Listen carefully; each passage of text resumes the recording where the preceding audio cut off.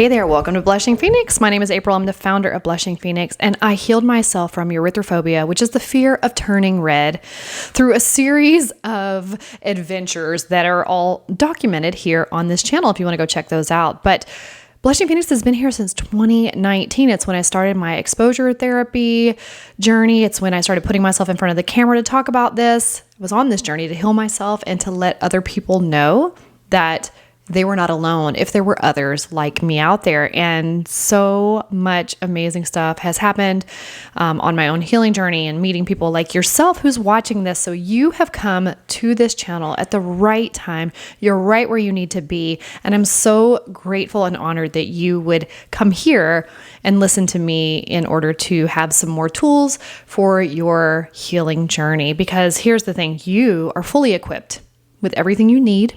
You are already all that you need to be. Sometimes it's just about unlocking parts of ourselves that we've hidden for a while and finding safety in and of ourselves and in the environments around us so that we can be all that we were meant to be. So I'm so glad you're here.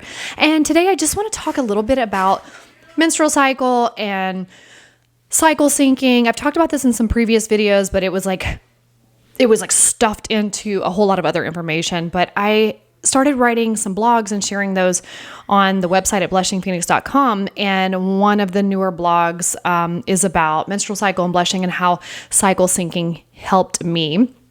So I thought I would give you just a quick overview of that blog. If you want to go read it, you absolutely can. It'll be in the description box below. But wanted to share with you a little bit about understanding the connection about our menstrual cycle and how it can influence our mood and energy and our skin and even our blushing patterns based on our hormones. And one thing that I found for myself as somebody who rarely blushes or flushes anymore and doesn't fear turning red in front of other people, that I have over the past few months been just following along with an app called Lively.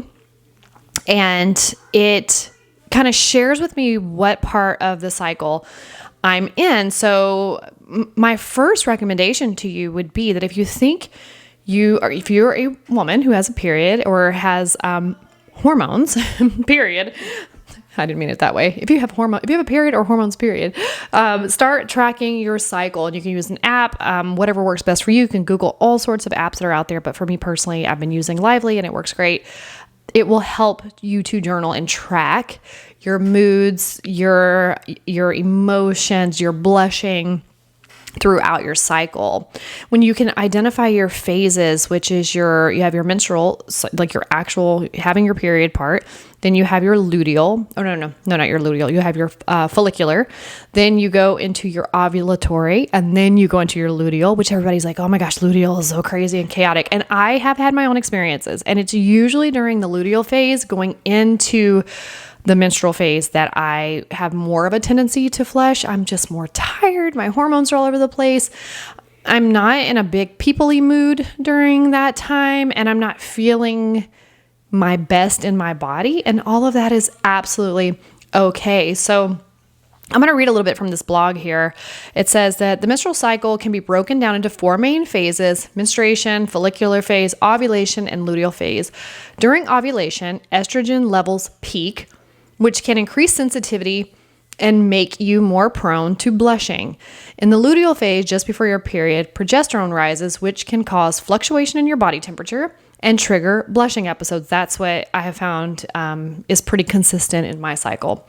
Understanding these phases can help you prepare for those times when your body may be more sensitive. And so what this has been able to do for me is that if I know I have some social things going on and I have any control over planning those events and those outings, I will follow that tracking, that app, and try not to do people heavy stuff during that part of my menstrual cycle. So that knowing where you are in your phases and knowing how to show up during those phases, or maybe you are going to go to a social event during a time where you know you're more likely to blush, but you know you're more likely to blush during that time. So you shouldn't be so caught off guard if you do start to get a little warm or flushed. And you can also make sure you set expectations that you're going to be leaving at a certain time, or you're just, sometimes I'll say, I can't stay long, but I do want to drop in and I want to hang out for a little bit and say hi to everybody, but I'll be leaving soon. And so it leaves me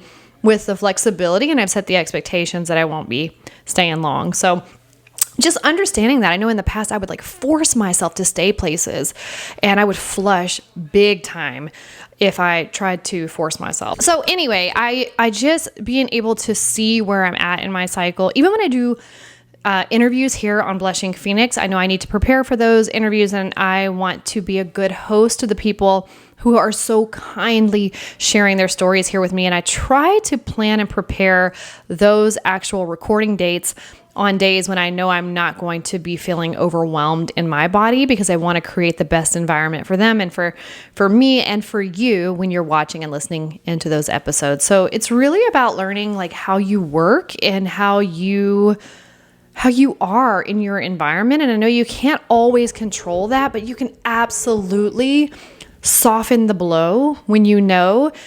I've been tracking my period for the past 3 months, and I noticed during this, not necessarily my period, I've been tracking my cycle for the past 3 months and how I am throughout the cycle. And I know I'm more likely to have this happen during this phase. And again, don't avoid everything because of that, but it just makes you more aware of who you are and how you operate in your body.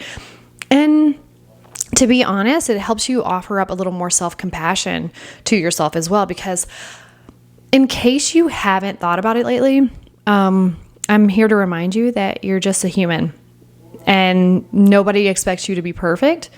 And if you were perfect, you wouldn't be able to relate to anybody else in this world who is trying to figure out what the hell we're doing here.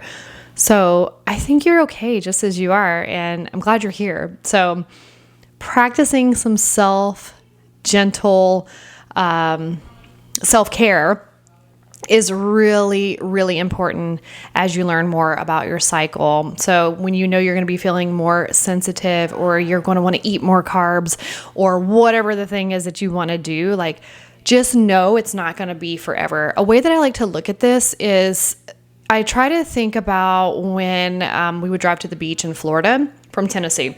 You have to drive through Alabama. My family is really loud. You have to drive through Alabama to get to Florida. In Alabama, once you get off the interstate and get kind of on these back roads to get to the beach, is so stinking boring. But because I have that GPS on, I know where we are on the journey, and I know that we're not going to be in this barren land for forever. We're going through the barren land to be able to get to the beautiful beach and the palm trees and the sunshine. But I know the destination's coming. We just got to get through Alabama first. And that's what I like to look at cycle syncing as, is that it's like the GPS that's going to show. Let's say you just feel super moody. You've had a super flush day. You feel incredibly insecure, imposter syndrome, you're bloated. You feel in that moment like it's going to last forever. Like you're going to be in Alabama forever. But when you're cycle syncing and you're watching, you're tracking your cycle and you're watching what's happening, you know that you're just passing through.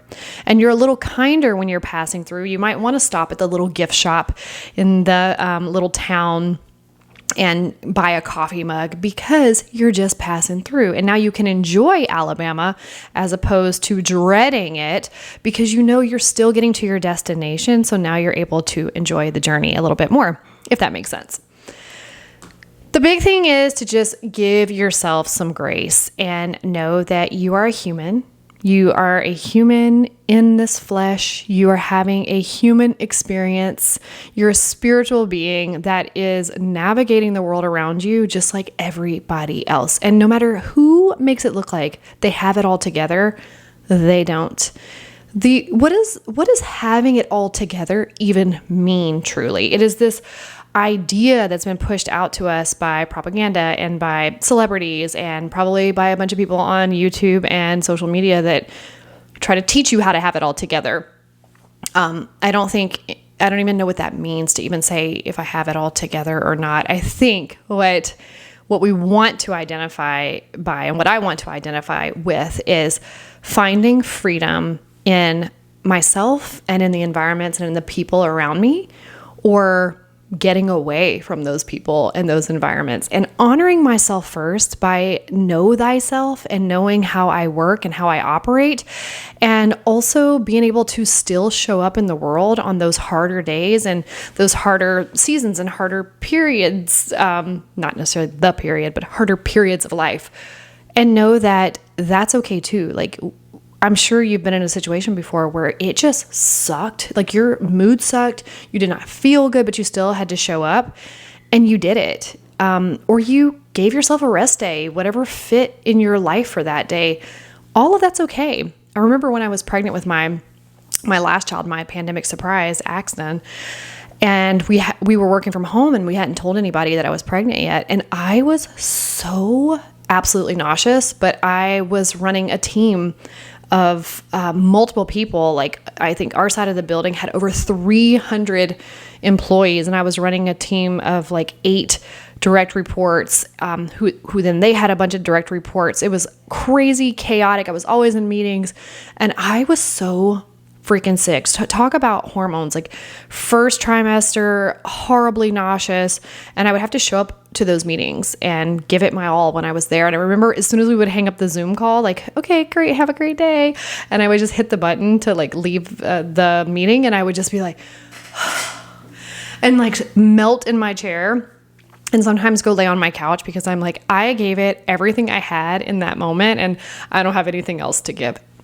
And that's okay too. Like, it's really about showing up, navigating your journey through your own, like, what are your goals? What are the outcomes you're looking for? What is best for you? And the only way to really know that is by knowing thyself. And if you are interested in tracking your cycle, it could be helpful for you. It was extremely, truly life-altering for me. So let me know if you do that, or if you're going to do that, or if you've been doing that, and what has that experience been like for you? And do you blush more at certain times of your cycle? I would love to hear from you in the comments.